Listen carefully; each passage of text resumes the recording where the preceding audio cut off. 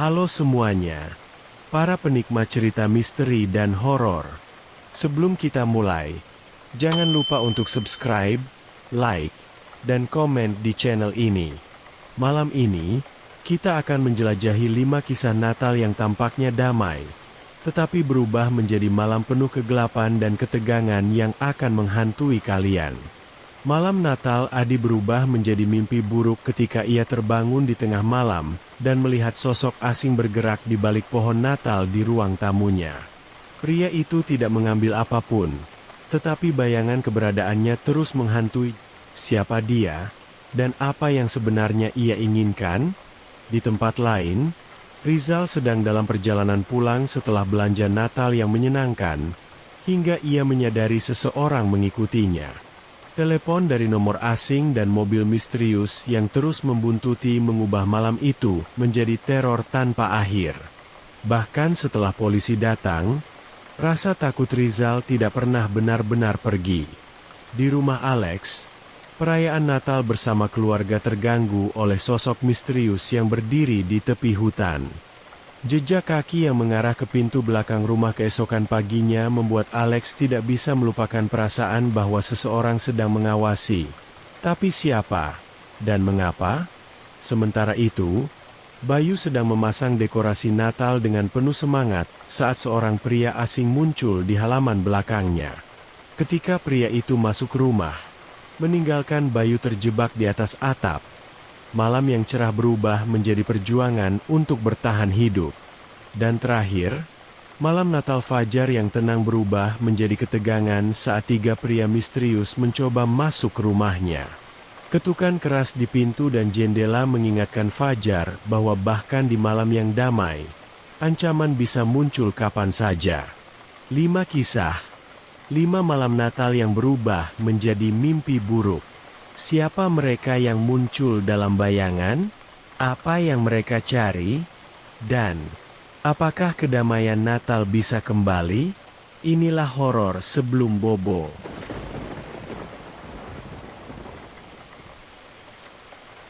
Pada suatu musim Natal yang terjadi di masa lampau, Adi, seorang anak laki-laki berusia sekitar 8 atau 10 tahun, sangat bersemangat menghitung hari menuju Natal.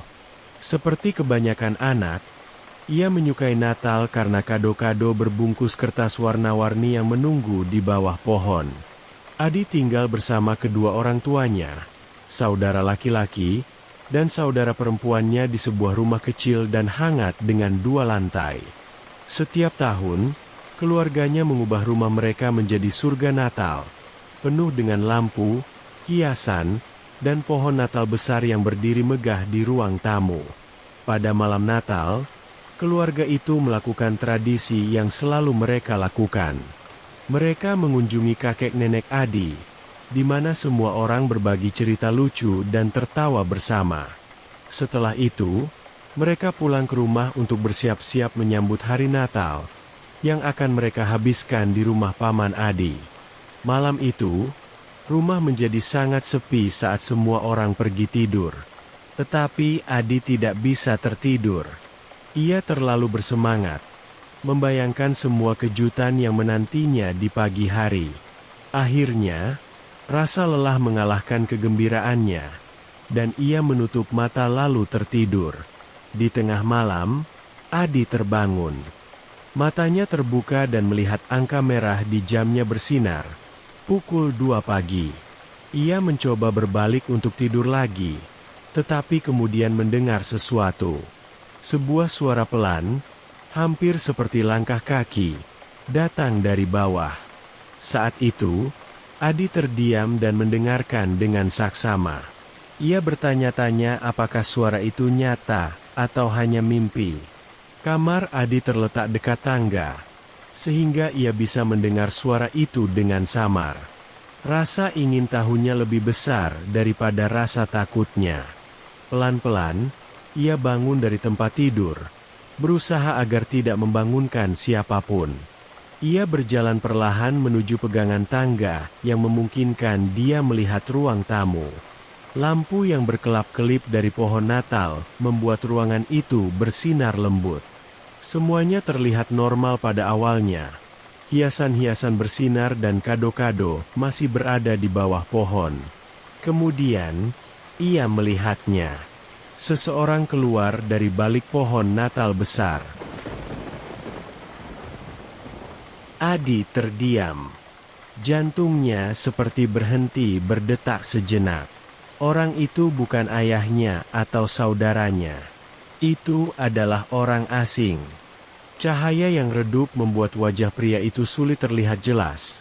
Tetapi Adi bisa melihat bahwa pria itu kurus dan memakai pakaian gelap. Orang asing itu bergerak dengan tenang, tidak menyadari bahwa Adi sedang mengamatinya dari atas. Adi tidak menunggu lama. Kakinya bergerak sebelum ia sempat berpikir. Ia berbalik dan berlari secepat mungkin di lorong, dengan jantungnya berdegup kencang. Ia sampai di kamar orang tuanya, membuka pintu, dan membangunkan ayahnya. Dengan terbata-bata, ia memberitahu ayahnya bahwa ada seseorang di dalam rumah. Beberapa saat kemudian, ayah Adi bangun, masih mengantuk tetapi tetap waspada, segera turun ke lantai bawah. Sementara itu, Adi dan anggota keluarga lainnya tetap tinggal di kamar, menunggu dengan cemas.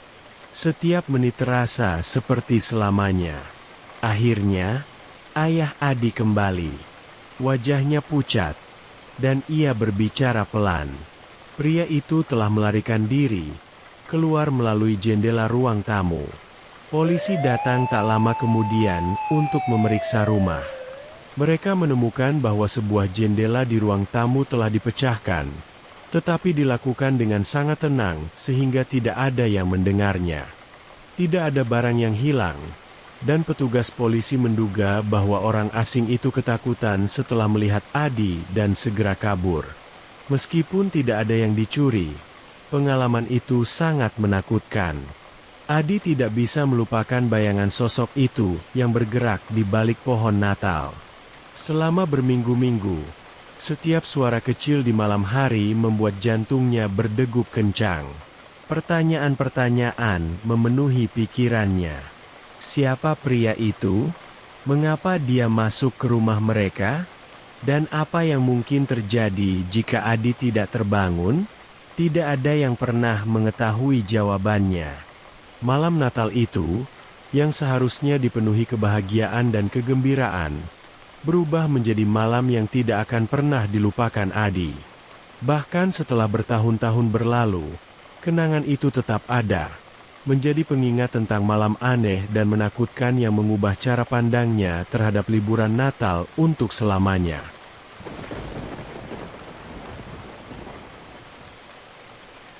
Pada suatu malam yang dingin di bulan Desember, hanya beberapa minggu sebelum Natal, Rizal tengah diliputi semangat liburan. Ia memiliki daftar panjang hadiah yang harus dibeli untuk teman dan keluarganya. Jadi ia pergi ke sebuah mal besar dekat rumahnya. Mal itu ramai dengan orang-orang yang berbelanja untuk Natal, dengan udara yang dipenuhi musik ceria dan suara keramaian. Rizal berpindah dari satu toko ke toko lain, memilih hadiah dan mencoretnya dari daftar. Setelah berjam-jam berbelanja, akhirnya ia selesai. Dengan lelah tapi bahagia, ia berjalan menuju mobilnya dengan kantong-kantong penuh hadiah, dan meletakkannya dengan hati-hati di kursi belakang. Dalam perjalanan pulang, semuanya terlihat normal. Jalan raya ramai dengan mobil, dan lampu kendaraan memantul di jalan yang basah. Rizal merasa santai saat mengemudi, senang karena belanjaannya sudah selesai. Tapi kemudian, teleponnya berdering. Ia melirik layar dan melihat nomor yang tidak dikenalnya. Ia memutuskan untuk tidak menjawab dan membiarkan panggilan itu masuk ke pesan suara. Beberapa menit kemudian, Rizal memutuskan untuk mendengarkan pesan suara itu. Saat ia memutarnya, jantungnya mulai berdegup kencang. Suara dalam pesan itu terdengar tenang dan pelan, tapi terasa seperti mengejeknya. Pesan itu mengatakan bahwa Rizal seharusnya menjawab teleponnya, karena orang tersebut sedang mengemudi tepat di belakangnya. Mata Rizal langsung melihat ke kaca spion. Di sana, ada sebuah mobil di belakangnya, dengan lampu depan yang terang dan stabil. Ia tidak tahu sudah berapa lama mobil itu mengikutinya. Mungkin mobil itu sudah ada di sana selama beberapa kilometer, atau mungkin baru saja muncul. Rizal mencoba tetap tenang, berpikir mungkin ini hanya lelucon. Tapi jauh di dalam hatinya, ia merasa tidak nyaman, pikirannya dipenuhi pertanyaan. Tak lama kemudian, Rizal keluar dari jalan raya menuju jalan yang lebih sepi, berharap merasa lebih aman. Namun mobil di belakangnya ikut berbelok. Perutnya terasa menciut oleh rasa takut. Ia berbelok lagi ke jalan yang lebih kecil, tapi mobil itu tetap mengikutinya. Saat itulah ia menyadari bahwa seseorang memang mengikutinya.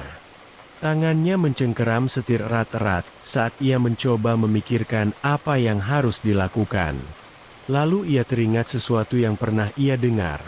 Jika Anda diikuti, pergilah ke kantor polisi. Dengan cepat, ia meminta arah pada ponselnya. Kantor polisi tidak terlalu jauh, tapi setiap detik terasa seperti selamanya. Rizal terus melihat ke kaca spion, dan mobil itu tetap berada tepat di belakangnya, seperti bayangan yang tak bisa ia hindari. Tepat sebelum ia sampai di kantor polisi, mobil itu tiba-tiba berbelok dan menghilang ke dalam kegelapan.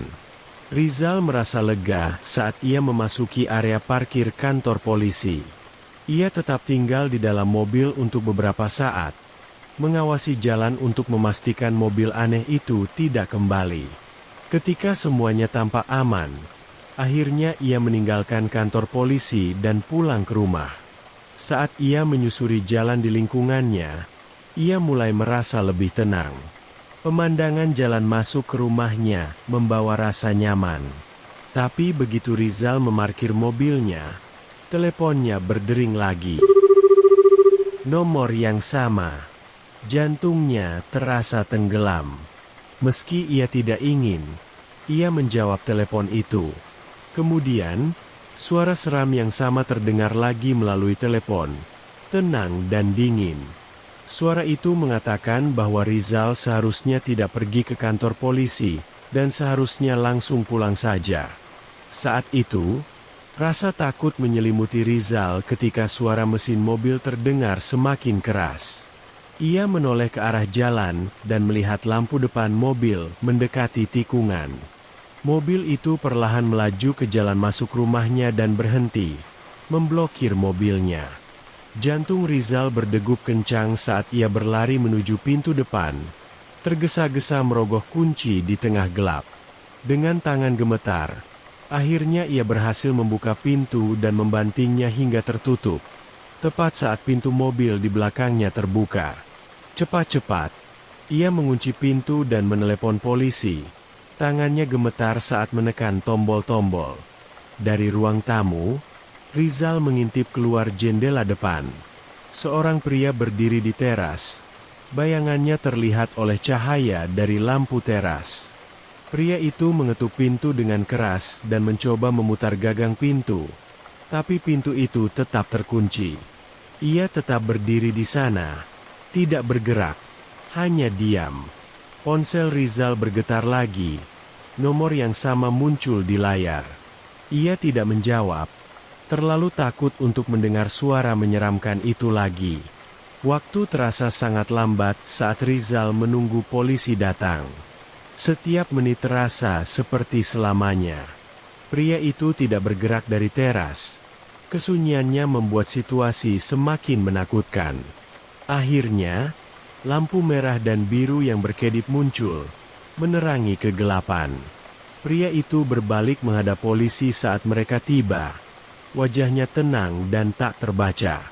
Di sana, para petugas berbicara dengan pria itu selama beberapa saat sebelum memberikan surat peringatan dan membawanya pergi.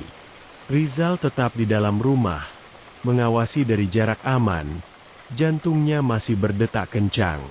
Bahkan setelah pria itu pergi, rasa takut tidak hilang. Rizal terus memikirkan pria itu. Ia tidak mengerti bagaimana pria itu mendapatkan nomor teleponnya, atau bagaimana ia tahu di mana Rizal tinggal. Rasanya seperti pria itu telah mengawasinya sejak lama. Pikiran-pikiran ini terus mengganggu Rizal, membuatnya merasa gelisah dalam waktu yang lama. Malam itu, Rizal hampir tidak bisa tidur. Setiap suara kecil di rumah membuat jantungnya berdegup kencang, dan ia terus membayangkan sosok pria asing itu di teras. Meski pria itu tidak pernah kembali, pengalaman menyeramkan itu tetap menghantui Rizal. Hari-hari liburan, yang dulunya terasa penuh keajaiban dan kebahagiaan, kini terasa berbeda. Kenangan akan malam yang menegangkan itu membuat Rizal merasa gugup. Bahkan ketika semuanya tampak aman, Rizal tidak bisa berhenti memikirkan pria itu. Ia bertanya-tanya siapa pria asing itu, apa yang diinginkannya, dan mengapa ia memilih rumah Rizal. Pikiran-pikiran ini terus menghantuinya, membuatnya merasa tidak nyaman untuk waktu yang lama.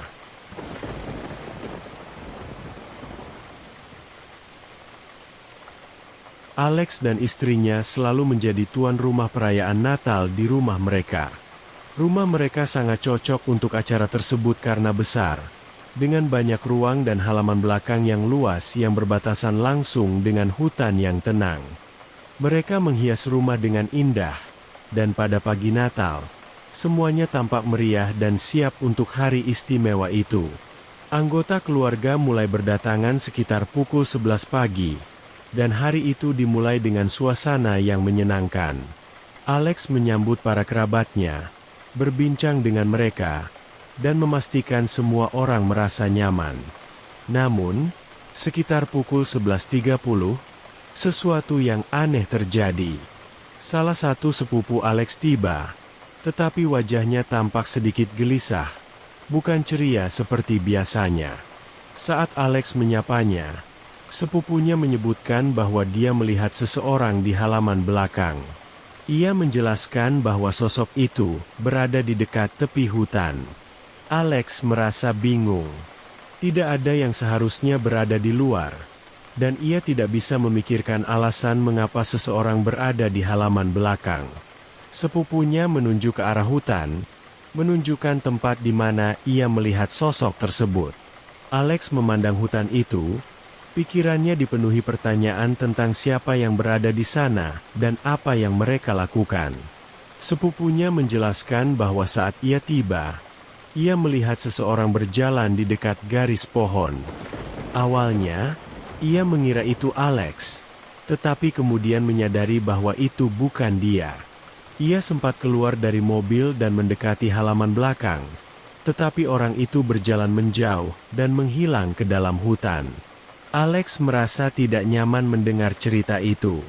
Ia dan sepupunya memutuskan untuk memeriksanya bersama-sama. Mereka berjalan melalui halaman belakang, menuju tempat dekat pohon-pohon itu.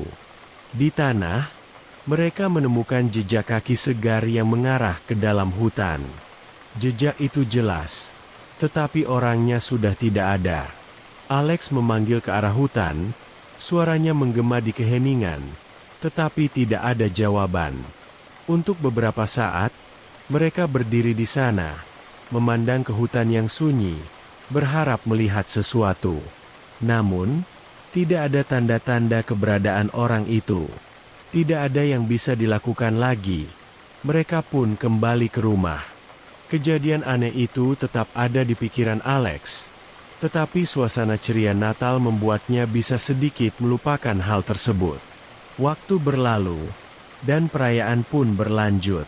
Suara tawa dan obrolan memenuhi rumah, dan Alex mulai menikmati hari itu meskipun ada kejadian aneh sebelumnya.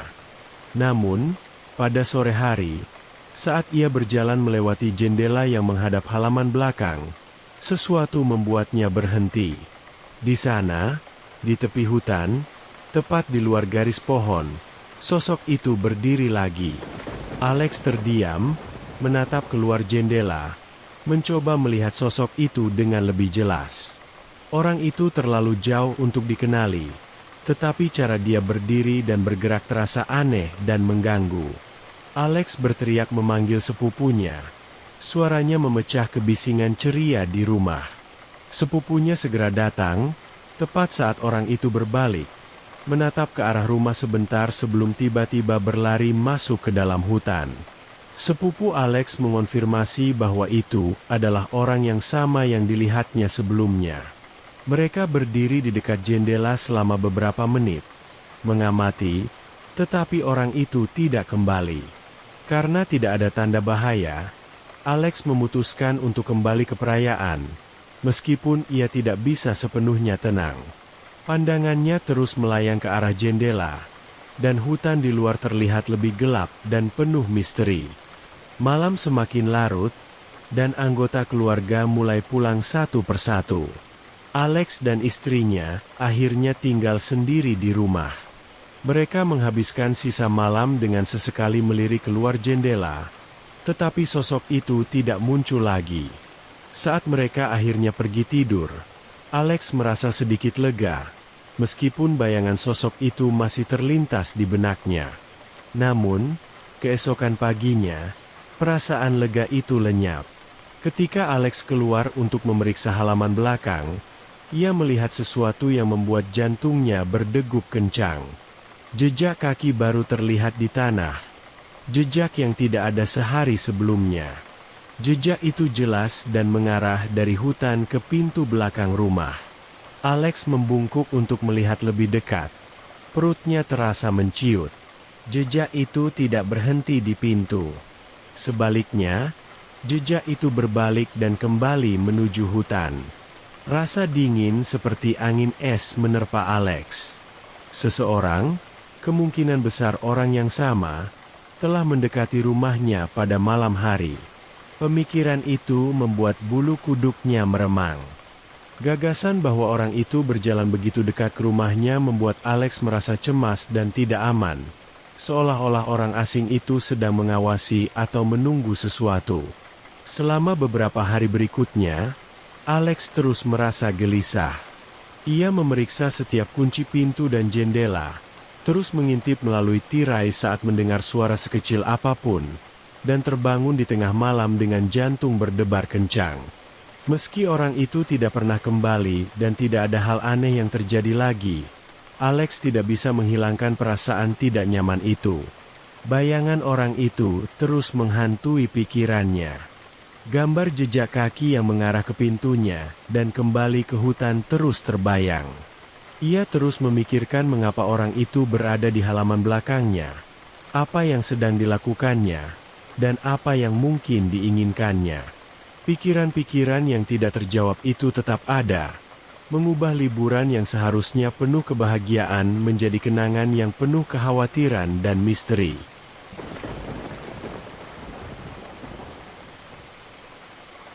Pada suatu malam yang dingin di bulan Desember, hanya beberapa minggu sebelum Natal, Bayu memutuskan untuk memasang lampu Natal di rumahnya. Istrinya dan kedua anak mereka sedang mengunjungi sahabatnya, yang juga memiliki anak-anak seusia mereka. Sebelum pergi, istrinya meminta Bayu untuk menghias rumah, karena anak-anak mereka pasti akan senang melihat rumah yang terang benderang penuh lampu saat pulang. Dengan semangat untuk membuat rumah terlihat ajaib, Bayu langsung mulai bekerja begitu ia sampai di rumah setelah bekerja. Halaman rumah tertutup air dari hujan sebelumnya, tetapi cuacanya tidak terlalu dingin, membuat malam itu sempurna untuk mendekorasi. Ia memulai dari halaman, memasang hiasan ceria seperti rusa kutub, kereta Santa, dan dekorasi lainnya.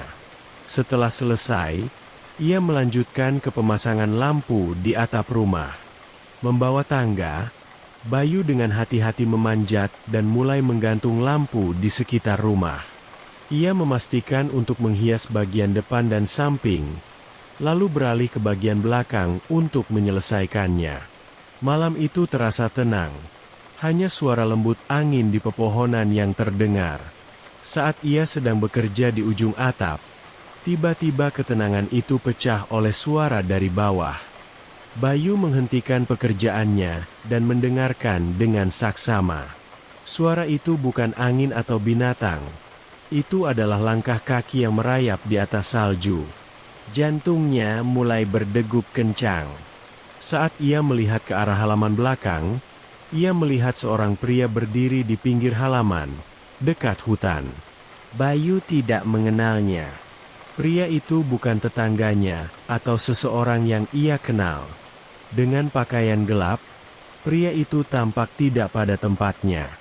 Perasaan tidak nyaman menyelimuti Bayu, dan rasa khawatirnya semakin besar saat pria itu mulai berjalan mendekat ke rumah. Sebelum Bayu sempat melakukan apapun, pria itu tiba-tiba berlari ke arah tangga yang bersandar di sisi rumah. Jantung Bayu terasa tenggelam saat ia menyadari tidak ada cara untuk menghentikannya. Dalam satu gerakan cepat, pria itu mendorong tangga hingga jatuh, meninggalkan Bayu terjebak di atas atap. Panik melandanya saat ia melihat pria itu berjalan ke arah pintu belakang rumah. Saat itu, Bayu teringat sesuatu yang membuatnya semakin panik. Ia lupa mengunci pintu belakang saat memasang dekorasi. Pria itu menghilang masuk ke dalam rumah, dan Bayu tidak bisa melakukan apa-apa selain menyaksikan. Untungnya, ia memiliki ponsel di sakunya.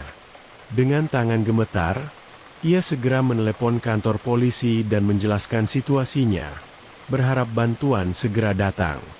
Terjebak di atap, Bayu tidak punya pilihan selain menunggu.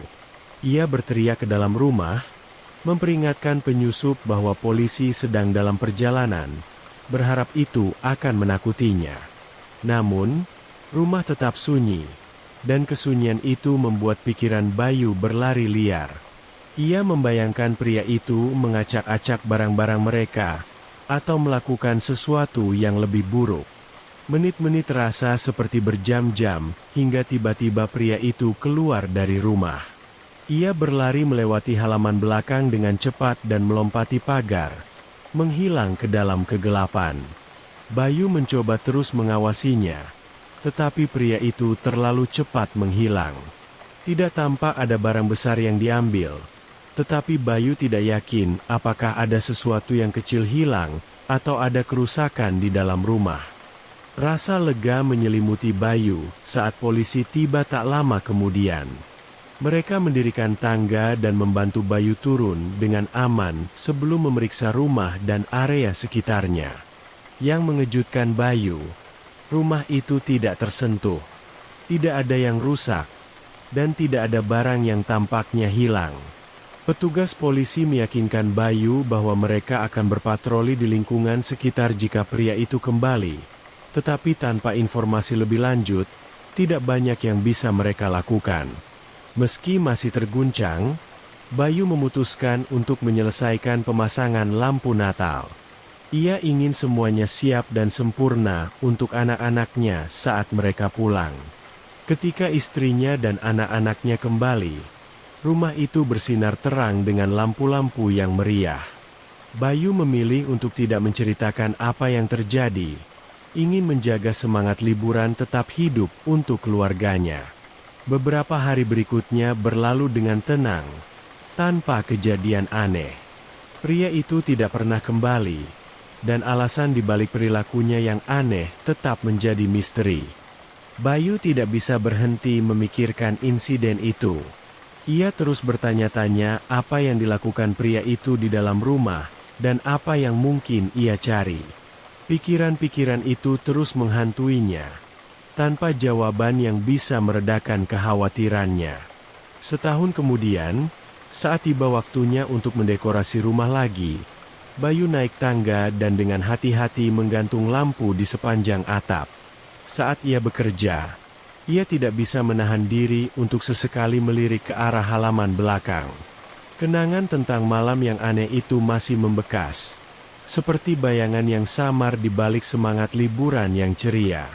Tahun ini, segalanya berjalan lancar.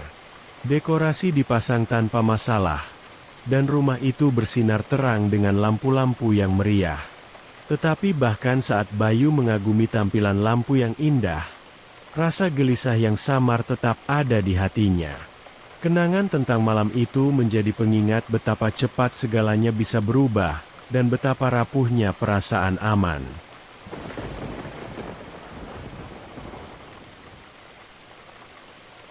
Dan Fajar yang berusia 22 tahun baru saja menyelesaikan shift kerjanya di sebuah department store di kota.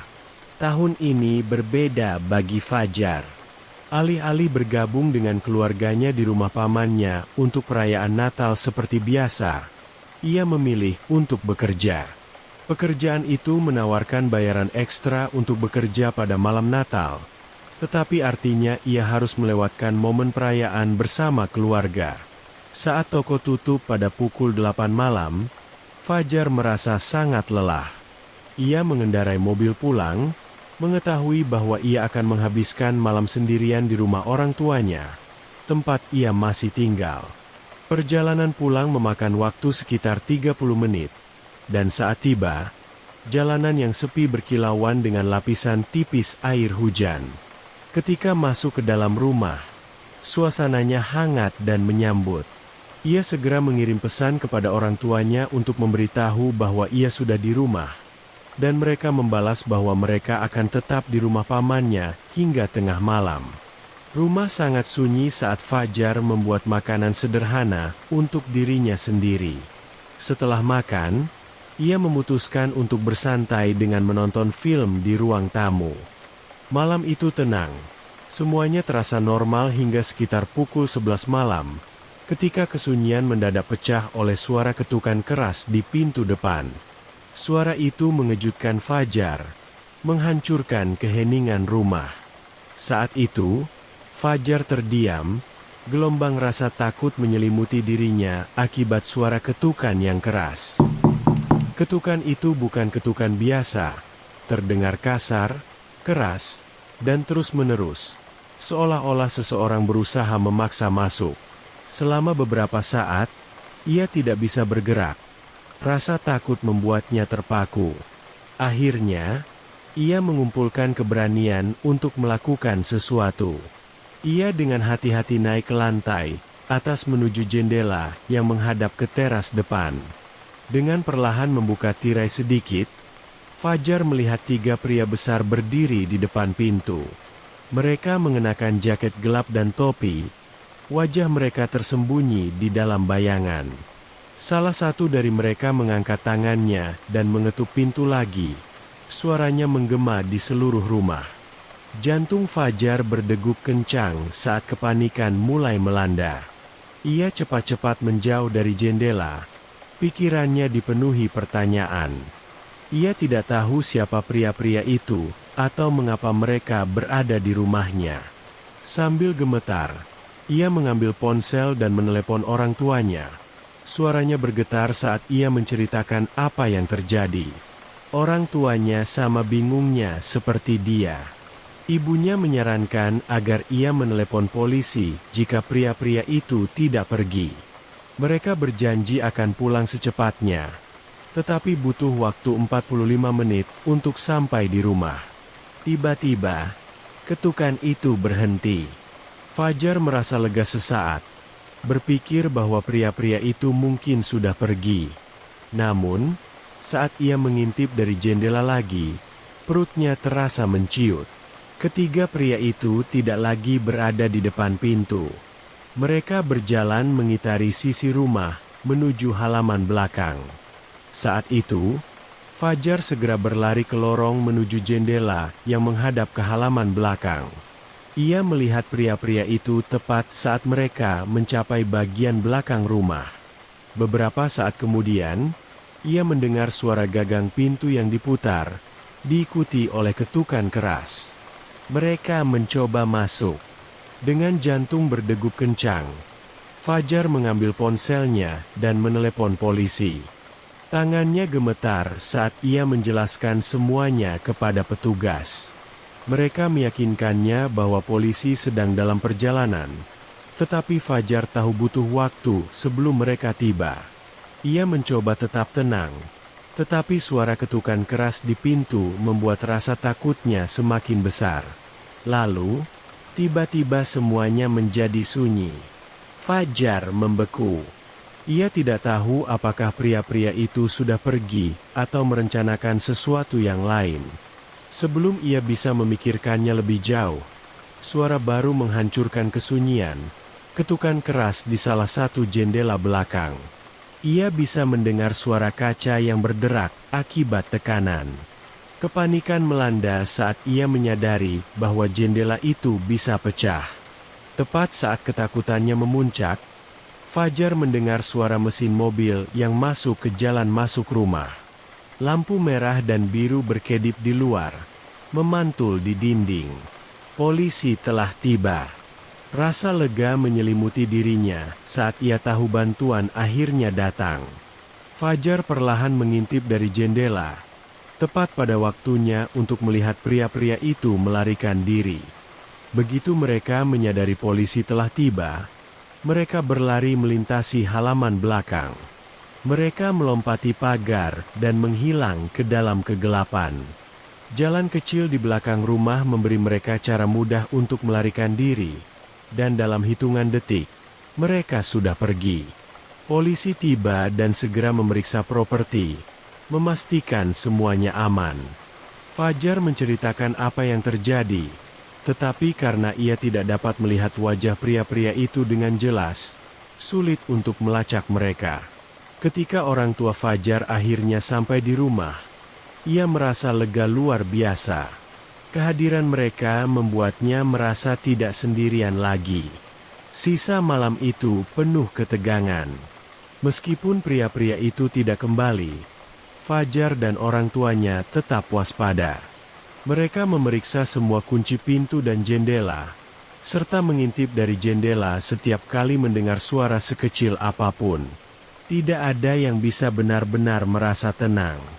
Hingga hari ini, Fajar masih tidak tahu siapa pria-pria itu atau apa yang mereka inginkan. Mungkin mereka mencoba mencuri sesuatu, atau mungkin niat mereka jauh lebih buruk. Pikiran-pikiran yang tidak terjawab ini tetap menghantuinya jauh setelah malam Natal itu, menciptakan bayangan kelam di atas malam yang seharusnya damai dan penuh kebahagiaan.